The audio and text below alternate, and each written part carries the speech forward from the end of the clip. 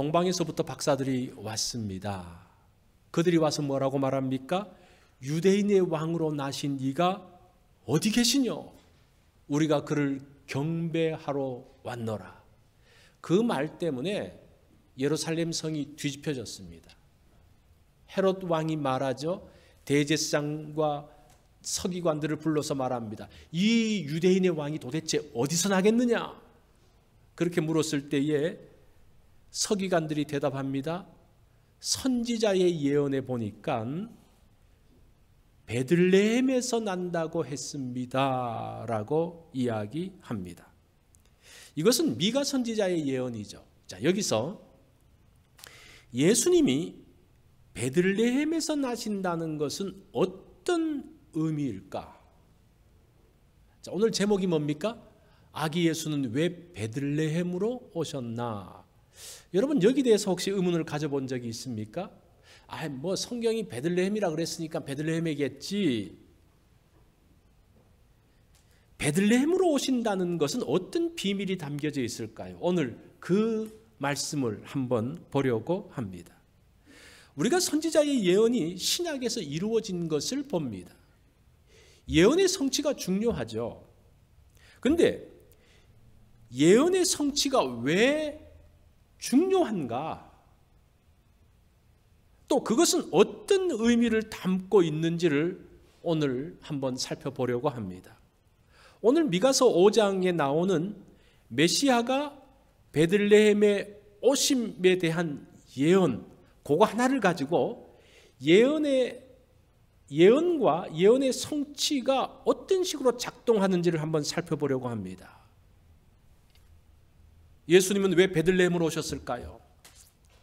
미가는 예수님의 베들레헴 탄생에 대해서 어떻게 설명하고 계실까요? 이것을 신약의 시각이 아닌 그 당시 구약의 시각을 가지고 예수님의 오심에 대한 것을 한번 살펴보겠습니다. 자, 이것을 알려고 하면 미가 시대의 모습을 한번 살펴봐야 되겠죠. 미가서 1장 1절은 이렇게 말합니다. 유다의 왕들 요담과 아하스와 히스기야 시대에 모레넷 사람 미가에게 임한 여호와의 말씀 곧 사마리아와 예루살렘에 관한 묵시라고 합니다. 미가가 활동하는 시대는 아수르, 우리 세계사 책에는 아시리아가 그 세계를 통치하고 있었습니다.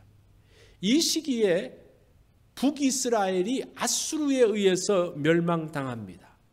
남쪽 유다 역시 아수르의 침공으로 인해서 굉장한 어려움을 당하고 있는 시기였습니다. 그때가 히스기야 왕 초기까지의 이야기입니다. 자, 그런 배경을 한번 가져야 됩니다. 이런 배경 가운데서 미가서가 쓰여졌습니다. 미가서 5장 1절을 보면 이렇게 말합니다. 딸 군대여 너는 때를 모을지어다. 그들이 우리를 에워쌌으니 막대기로 이스라엘 재판자의 뺨을 치리라. 자, 아수르가 이스라엘을 점령해서 통치자의 뺨을 치며 모욕을 줄 것이다라고 이야기합니다. 자, 여기서 이스라엘을 에워쌌던 그들은 누구냐라는 것을 좀 알 필요가 있어요. 우리 한글 성경은 그들이라고 복수로 되어져 있는데 히브리어 원문을 보면요, 복수가 아니고 단수입니다. 그러니까 그가 우리를 에워쌌으니 이렇게 해야 되는 거예요. 그래서 이거 원문 그대로 번역을 해보면 그가 에워쌈을 우리 위에 두셨다라고 해요. 그가 누굽니까? 하나님이에요. 지금 하나님께서 이스라엘을 향해서 아수르를 통해서 에워싸게 하시는, 그래서 수치를 당하게 하시는 하나님의 심판이 이 가운데 임하고 있는 것을 미가 선지자가 말하고 있습니다. 그렇게 볼 때에 아수르에 의해서 북이스라엘이 멸망당하고 남유다가 어려움 당하고 있는 것은 하나님의 심판의 모습이라는 거예요. 하나님의 형벌로 인해서 그들이 에워쌈을 당했고 그 블레셋에 의해서 뺨을 맞으면서 수치를 당하고 있다라고 말합니다. 이스라엘이 솔로몬 이후에 남북으로 나눠지지 않습니까? 그러면서 남왕국은 다윗과 솔로몬의 전통을 이어가고 있습니다. 그런데 북왕국의 왕이 된 여로보암은 이제 남왕국의 전통을 끊어버리고 예루살렘 성전 대신 베델과 단에 금송아지 신당을 만들어 놓습니다. 백성들이 거기 가서 예배하게 만듭니다. 뿐만 아니라 하나님의 말씀을 어기면서 아론의 후손 제사장이 아닌 일반 백성들 가운데서 제사장을 세웁니다. 그것도 돈 받고 제사장을 세웁니다. 뿐만 아니라 하나님의 절기를 바꾸어 버립니다. 그러한 하나님을 향해서 배반했던 그런 북이스라엘 왕조에 대해서 하나님의 심판이 임하고 있는 그런 시기라는 겁니다. 범죄한 이스라엘이 하나님의 형벌을 받습니다. 아수르를 통해서 형벌을 받는데 이 아수르가 얼마나 지독한 거 하니 그 북이스라엘을 멸망시키고 난 다음에 거기 사는 사람들을 먼 곳에 그냥 흩어놔요. 알지도 못하는 곳에. 그리고 알지도 못하는 지역의 사람들을 사마리아에 갖다 놓습니다. 이 아수르의 정책이 무엇인가 하니 아수르를 나라들이 배반하지 못하도록 하기 위해서 민족의 뿌리를 없애버려요. 민족의 정체성을 없애기 위해서 사람들을 섞어놔서 그 가운데서 사람들이 같이 살면서 혼인하고 섞여지면서 그들의 민족의 정체성을 없애버리는 것이 아수르의 정책이었습니다. 얼마나 지독합니까? 그것으로 인해서 그들이 고통당하고 있는 그러한 모습들. 이것이 범죄한 이스라엘을 향한 하나님의 심판입니다. 아수르의 막대기를 사용했다는 거예요. 사실은 사마리아의 회복은 오순절 성령님이 오신 이후에 이제 회복되어지죠. 자, 하나님의 심판은 벌하고 끝나는 것이 아닙니다. 징계 후에 하나님께서 그들을 정결케 하시고 회복하십니다. 우리가 아이들을 징계하잖아요. 잘못한 것을 때리기도 하잖아요. 때리는 게 목적입니까? 그게 아니죠. 그 아이들을 깨닫게 하기 위해서, 그래서 회복하는 것이 심판의 궁극적인 목적인 것을 보게 됩니다. 그러면서 하나님의 회복은 베들레헴으로부터 온다는 것이 미가 예언의 초점입니다. 베들레헴으로부터 오는 지도자는 도대체 누구인가? 그분은 언제 오십니까? 그게 3절에 나와요. 그러므로 여인이 해산하기까지 그들을 붙여 두시겠고 그 후에는 그 형제 가운데에 남은 자가 이스라엘 자손에게로 돌아오겠다. 여인이 해산하기까지, 이게 심판의 고통을 이야기하는 겁니다. 하나님의 형벌의 아픔을 이야기하는 겁니다. 그게 언제까지인가? 사실은 좀 오래 걸렸어요. 예수님이 오실 때까지 그런 심판은 이어졌습니다. 자, 그런 배경 가운데서 베들레헴 예언이 나오게 됐다는 거예요. 이런 위기에서 이스라엘을 구원하실 구원자가 해필이면 왜 베들레헴으로 오시냐 있는 겁니다. 이 베들레헴에 숨겨진 비밀이 무엇이냐?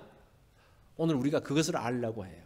그것을 알면 구원자이신 예수님이 어떤 분인지를 우리가 바로 이해할 수 있어요. 그런 면에서 이 베들레헴의 비밀을 알아가려는 겁니다. 자, 베들레헴에 오신 메시아는 어떤 분인가? 예수님이 베들레헴에 오셨다는 것은 어떤 뜻인가? 우리 2절 말씀을 다 같이 한번 읽어볼까요? 시작. 베들레헴 에브라다야, 너는 유다 족속 중에 작을지라도 이스라엘을 다스릴 자가 내게서 내게로 나올 것이라. 자, 여기서 베들레헴 에브라다야 이렇게 이야기를 해요. 도대체 이 에브라다가 뭐냐?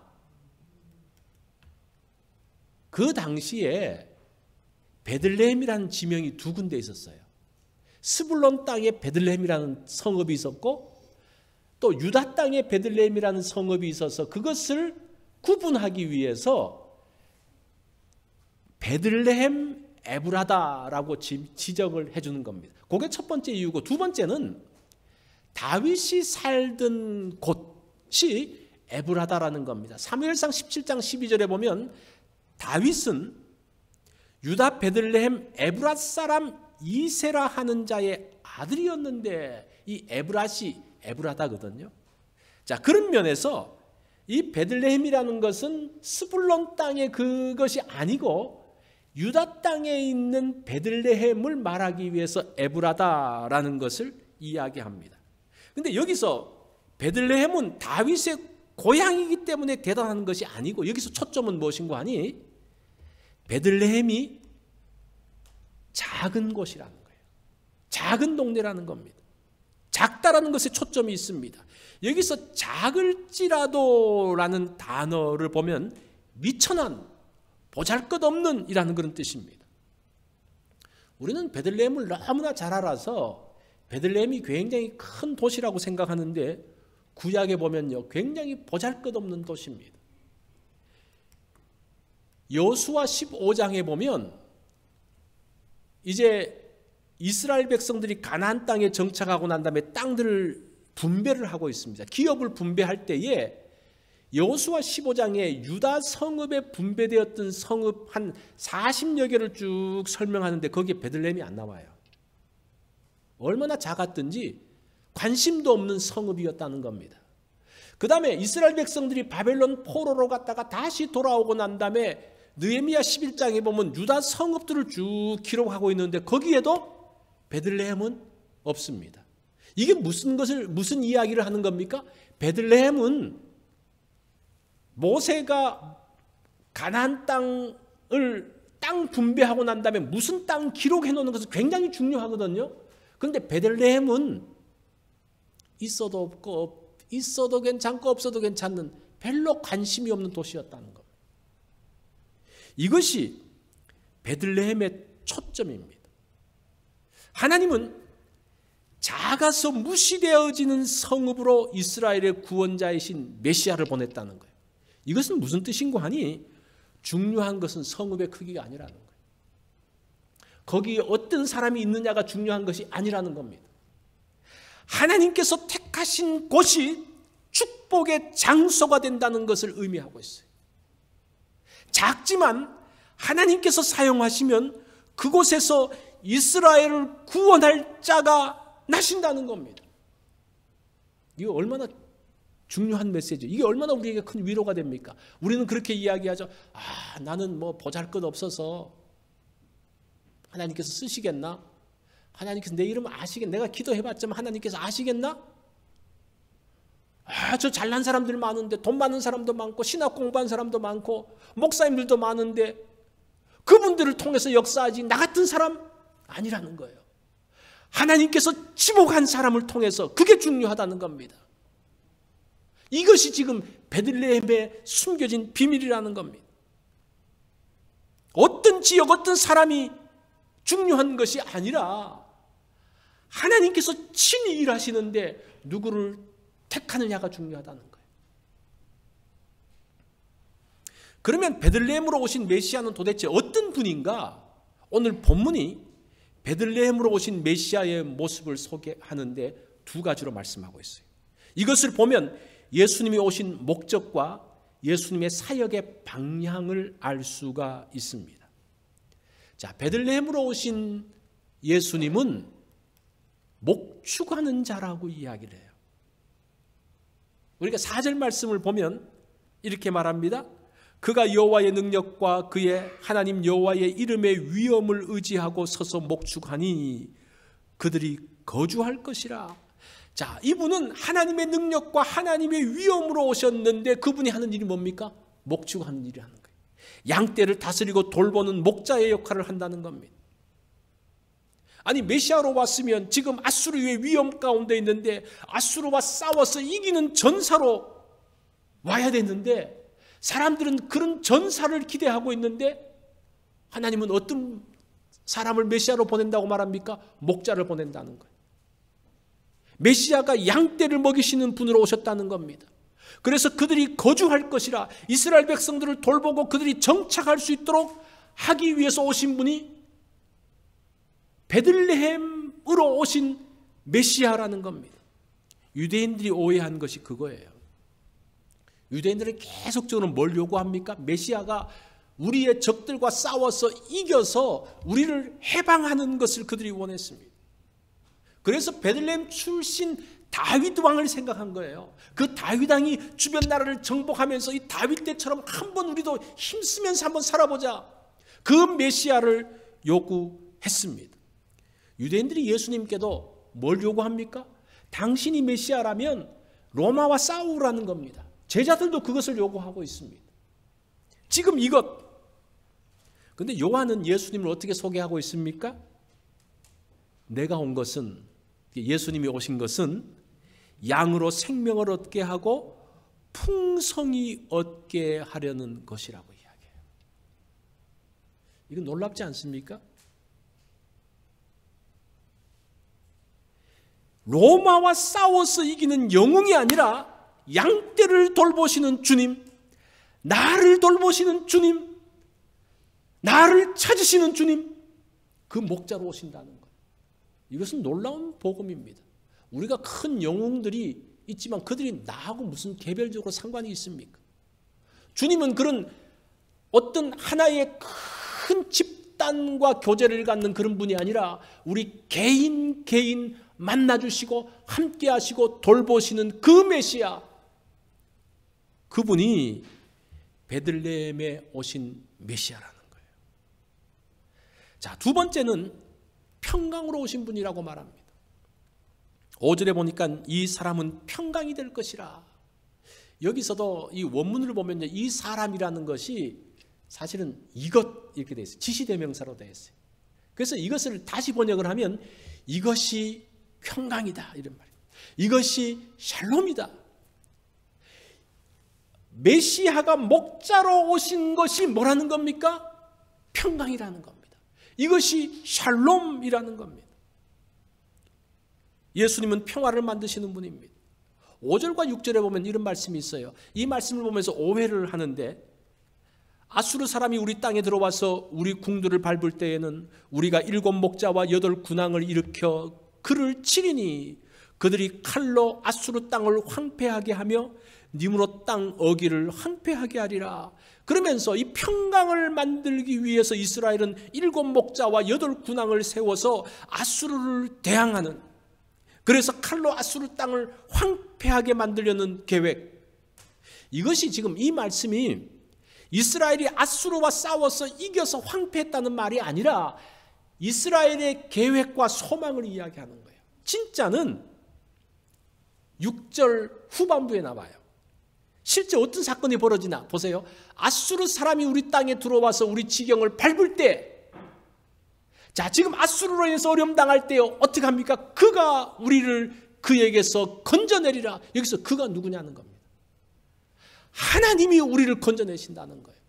지금 아수르의 침공 가운데서 우리가 나가서 7 군왕을, 7 목자를 세우고 8 군왕을 세워가지고 그들을 가운데서 전쟁을 하고 평화를 만드는 것이 아니라 그가, 하나님이 우리를 그에게서 건져내시리라고 이야기하고 있습니다. 이게 하나님의 평화의 초점이에요. 누가 일하신다는 겁니까? 하나님이 일하신다는 것. 하나님이 우리를 지키신다는 것. 이것처럼 확실한 것이 어디 있습니까?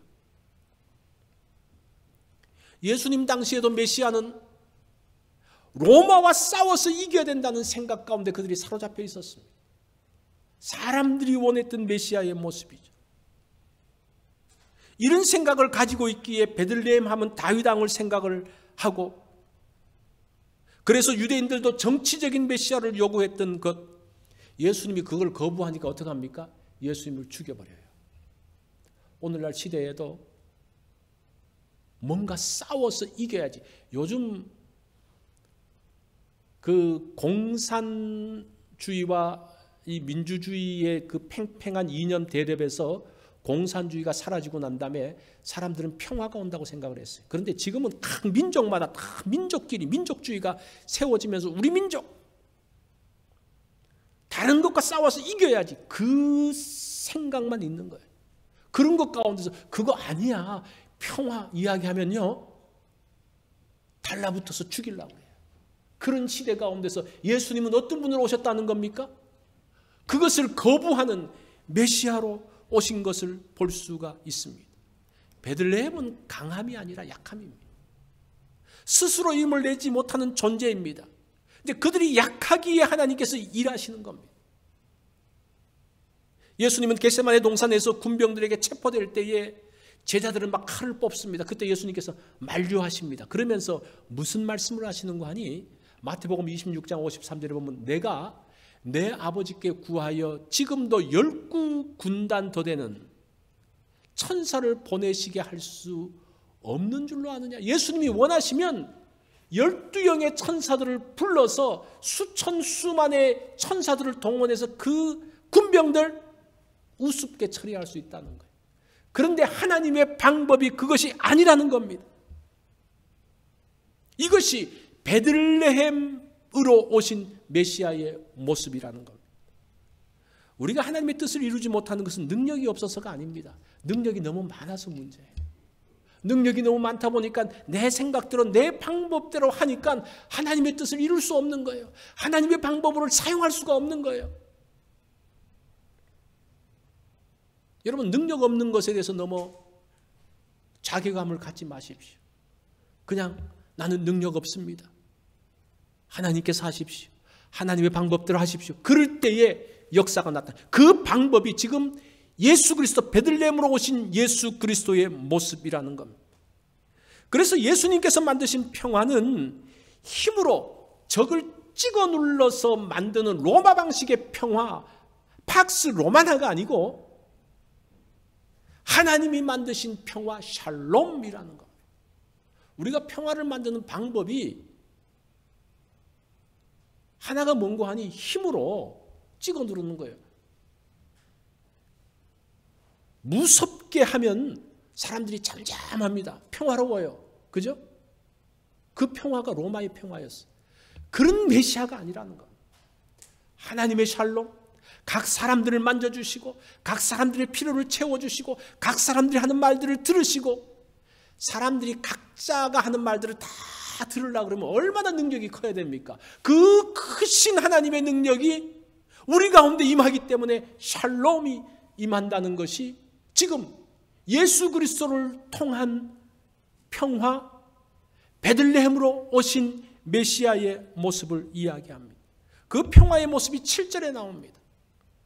여기 보니까 야곱의 남은 자는 많은 백성 가운데 있으리니 그들은 여호와께로부터 내리는 이슬 같고 풀 위에 내리는 단비 같아서 사람을 기다리지 아니하며 인생을 기다리지 아니할 것이며 평화의 모습이 뭐로 나타난다는 겁니까? 이슬이고 단비라는 거예요.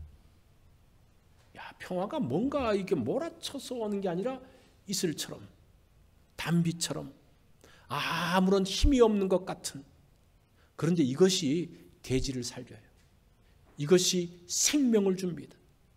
베들레헴에 오신 메시아는 아무런 힘이 없어 보이는 이슬 같고 지나가는 비 같습니다. 그런데 이것이 생명력을 살린다는 겁니다. 땅을 살리고 사람을 살리는 것, 이것이 하나님의 평화라는 겁니다. 우리에게 가장 큰 도움은 뭡니까? 안 도와주는 것 같으면서 돕는 것, 이게 가장 복된 것. 도와주면서 생색내고 그러면 얼마나 불편합니까? 뭔가 갚아야 갈 것 같고 그러면서 소리 내면서 하는 그게 아니라 그냥 스며드는, 안 보이는 것 같이 가는 그 도움, 그 은혜, 그것이 하나님께서 만드신 평화라는 겁니다. 그런데 그 평화가 9절에 가면요 4자로 바뀌어요. 이 말은 무엇인가 하니 이 평화를 누구도 건드리지 못하는 강력한 힘을 가진 나라로 바뀐다는 것을 이야기하는 겁니다. 그것이 이제 8절에 나오는 그러한 내용입니다. 베들레헴에 오신 왕은 평화의 왕이신 예수 그리스도입니다. 이것을 오해하고 헤롯은 자신을 대항하는 왕이 왔다고 난리를 치고 그리고 어린아이들을 다 죽여버립니다. 유다 사람들은 어떻습니까? 예수님이 그렇게 힘있는 메시아로 다가오지 않자 예수님을 죽여버리는, 우리가 이 잘못된 신앙을 갖는다는 것이, 잘못된 소망을 갖는 것이 이처럼 무서운 일입니다. 하나님의 방법을 알지 못하면 이렇게 사람들을 죽여요. 이것은 평화가 아니라는 겁니다. 우리가 이번 성탄절을 맞이하면서 우리가 어떤 예수님을 기다리고 있습니까? 여러분들이 기대하는 예수님은 어떤 분입니까? 나의 소원과 나의 필요를 채워주시고 그것을 이루시는 분, 벌써 누구 방식입니까? 내 방식이잖아요. 내 방식은 반드시 문제가 생기게 돼 있어요. 그게 아니라 평화를 만드시는 분인데 어떻게 이슬과 단비처럼 생명을 살리고 평화를 만들어가는 하나님의 평화는 하나님의 방법대로 만들어지는 겁니다. 이번 성탄절에 우리가 왕이신, 평화의 왕이신 주님을 만난다는 것, 그것이 베들레헴으로 오신 아기 예수를 잘 살펴보면요, 그 예수 그리스도가 어떤 분이신지를 알 수가 있는 거예요. 우리가 이번 성탄절에 어떤 마음으로 준비해야 될 것인가? 베들레헴으로 오신 아기 예수를 보면 거기에 답이 나오는 것을 볼 수가 있습니다. 이번 성탄절에 그런 하나님의 평화가 임하기를 원합니다. 어떤 평화입니까? 이슬과 같이, 단비와 같이 우리에게 임해서 알지 모르게 임했는데 그 가운데 생명이 있고 그 가운데 살리는 놀라운 은혜가 있는 그러한 성탄절이 되어지기를 바랍니다. 우리 기도하겠습니다.